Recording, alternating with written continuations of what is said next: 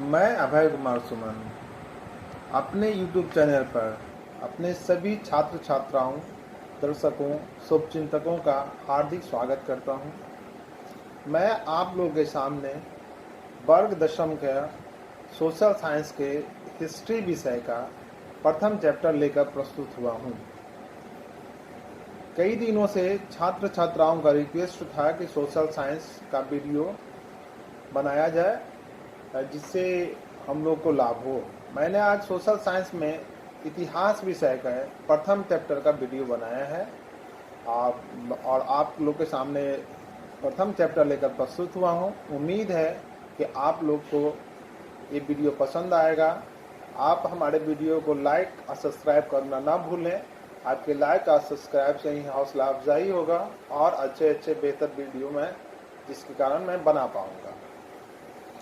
आज के इतिहास का प्रथम चैप्टर है यूरोप में राष्ट्रवाद। छात्रों, ये चैप्टर पढ़ने से पहले या इस चैप्टर को समझने से पहले इसके शीर्षक को ध्यान से समझना होगा। यूरोप में राष्ट्रवाद। यूरोप तो हम लोग जानते हैं, पहले से जानते आ रहे हैं, पढ़े हैं। यूरोप एक महादेश है। तो राष्ट्रवाद शब्द का मतलब क्या होता है?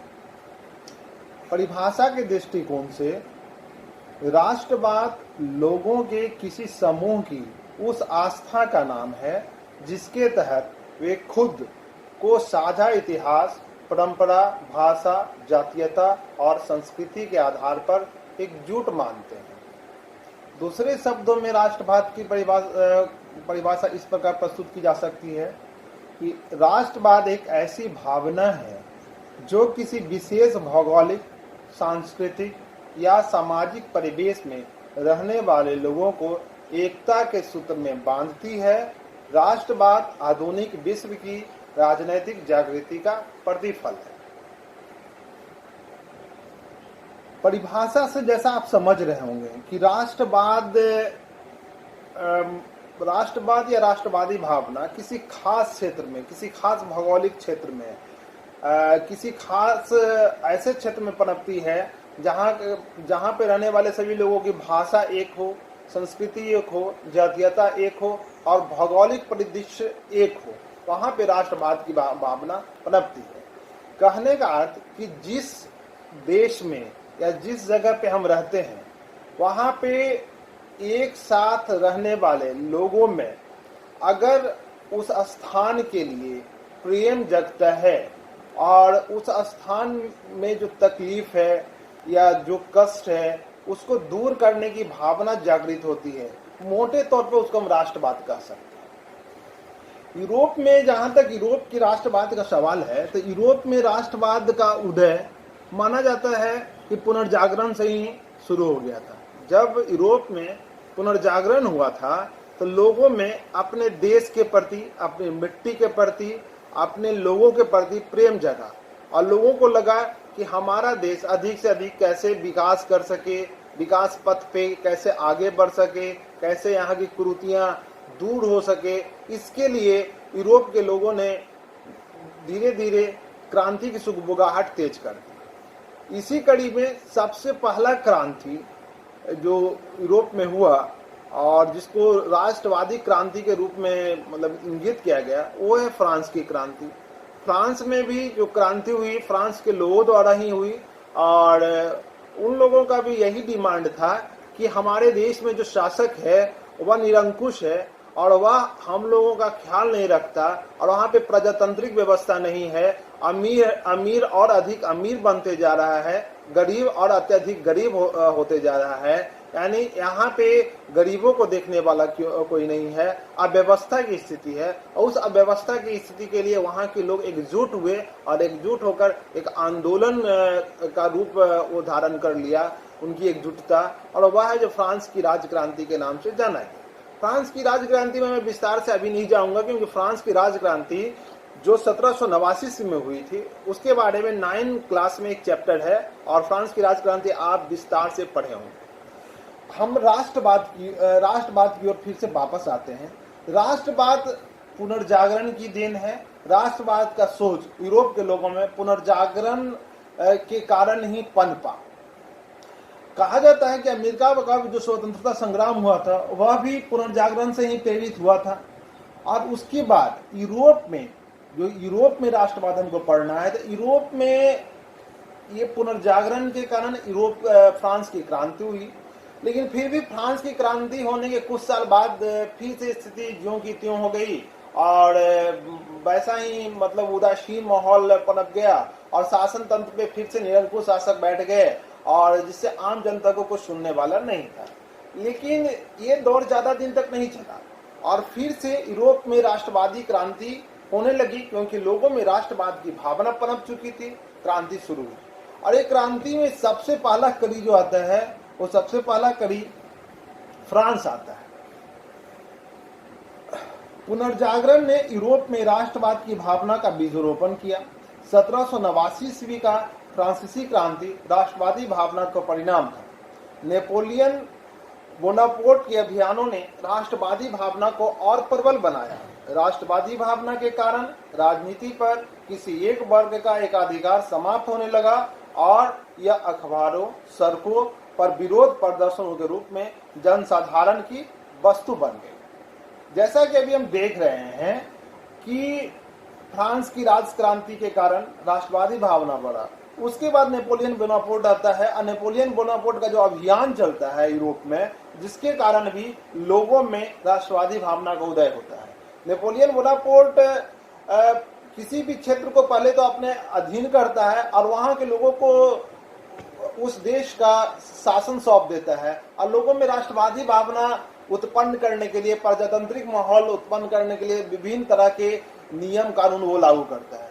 तो लोगों को नेपोलियन बोनापार्ट के इन अभियानों से ऐसा लगा कि हमें अपने देश से प्रेम करना चाहिए और नेपोलियन बोनापार्ट के अभियानों के कारण राष्ट्रवादी भावना काफी मुखर होने लगा। लेकिन 1815 ईस्वी में नेपोलियन बोनापार्ट की जब मृत्यु हो जाती है, उसके बाद फिर से यूरोप की स्थिति बदलने लगती है। 1815 ईस्वी में नेपोलियन बोनापार्ट की मृत्यु के बाद एक सम्मेलन होता है ऑस्ट्रिया के राजधानी वियना में। यह सम्मेलन काफी मायने रखता है। 1815 ईस्वी में नेपोलियन की मृत्यु के बाद विजयी शक्तियां फिर सक्रिय हुई और राष्ट्रवादी आंदोलन से पूर्व की व्यवस्था को स्थापित करने का प्रयास किया जाने लगा। 1815 ईस्वी में ऑस्ट्रेलिया के शासक मेटरनिख, याद रखना है ऑस्ट्रेलिया के शासक कौन है, मेटरनिख, या चांसलर के पद पे थे और वहां का शासक को ही चांसलर कहा जाता है। तो ऑस्ट्रेलिया के शासक मेटरनिख के नेतृत्व में वियना सम्मेलन हुआ, जिसमें प्रजातंत्र का विरोध तथा पुरानी व्यवस्था को स्थापित करने का निर्णय लिया गया।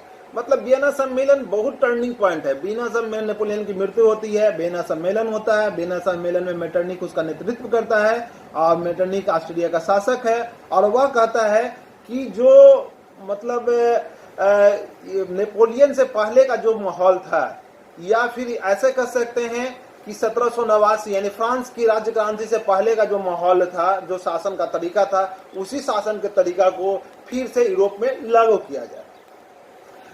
इस वियना सम्मेलन में यूरोप के सभी प्रमुख देश, या कह सकते हैं मजबूत देश शामिल थे, जैसे ब्रिटेन, रूस, प्रसा, ऑस्ट्रिया सभी शामिल थे और सभी ने सहमति जताई कि पुरानी व्यवस्था को फिर से यूरोप में लागू किया जाए। इन लोगों ने अपने मन माफिक डिसीजन ले लिया और डिसीजन क्या लिया कि इटली, जर्मनी के सभी प्रदेशों को आपस में बांट लिया और यह कहा कि फ्रांस में जो पुरानी व्यवस्था थी वही व्यवस्था लागू होनी चाहिए। ऐसा डिसीजन उन्होंने लिया और अपने सुविधा के अनुसार विभिन्न देशों को या विभिन्न प्रदेशों को आपस में बांट लिया, व्यवस्था में परिवर्तन होने नहीं दिया।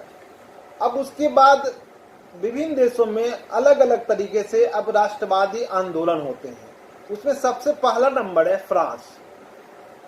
वियना समझौते के तहत फ्रांस में फिर से पुरानी व्यवस्था बहाल हो गई और बुर्बो वंश का लुई 18वां फ्रांस का शासक बना। आप लोगों ने फ्रांस क्रांति पढ़ा होगा तो आपको याद होगा कि फ्रांस का जो राज्य क्रांति हुआ था उसमें बुर्बो वंश का ही शासक था लुई 16वां, और जिसके समय में क्रांति हुई थी और तब पलट हुआ था। अब उसके बाद से यह वंश इस वंश का शासन नहीं रहा फ्रांस में, और ये वंश है जो सत्ता से दूर था। लेकिन वियना सम्मेलन के बाद से फिर से बुर्बो राजवंश को ही फ्रांस का सत्ता सौंप दिया गया, और बुर्बो राजवंश का एक शासक था लुई 18वां, उसको फ्रांस का शासक घोषित कर दिया गया या शासक बना दिया गया। लुई 18वां के बाद चार्ल्स दशम फ्रांस का शासक बना, जो निरंकुश शासक था। उसने फ्रांस में चल रहे प्रजातांत्रिक आंदोलन को दबाने के लिए कठोर कानून बनाए। चार्ल्स दशम जब शासक बना लुई 18वां के बाद, तो जो आंदोलन चल रहे थे, प्रजातांत्रिक आंदोलन या जनतांत्रिक आंदोलन फ्रांस में, उसको दबाने के लिए उन्होंने कई कानून बनाए, कई कठोर कानून बनाए। और इसके परिणाम स्वरूप 28 जून 1830 ईस्वी को फ्रांस में गृह युद्ध प्रारंभ हो गया। उसके कठोर कानूनों के कारण, किसके कठोर कानून? चार्ल्स दशम के कठोर कानूनों के कारण धीरे धीरे जनता में सुगबुगाहट होने लगी, और 28 जून 1830 ईस्वी को गृह युद्ध जैसा माहौल फ्रांस में हो गया। धीरे धीरे यह आंदोलन, यह गृह युद्ध बहुत व्यापक रूप से फैलने लगा, और फ्रांस के सभी क्षेत्रों में जनता सड़कों पर उतरने लगी, जिससे घबरा कर, डर कर लुई 16वां इंग्लैंड चला गया। उसके इंग्लैंड जाने के बाद से बुर्बो राजवंश का शासन फ्रांस में अंत हो गया, और एक नए राजवंश का राजा वहां का शासक बना। चार्ल्स दशम के बाद जो नया राजा फ्रांस का शासक बना, उसका नाम था फिलिप।